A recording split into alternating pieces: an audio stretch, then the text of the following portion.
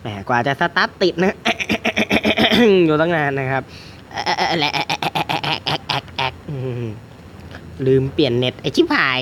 ใช้ Wi-Fi อยู่แล้วอยู่ในห้องไม่อับสัญญาณไอชิบหายตายแล้วเกมนี้กูไม่ได้แล้วกูไม่ได้เอาลงแล้วเกมเนี้ยมันแหลกขนาดนี้กูจะเล่นยังไงวะโอ้โห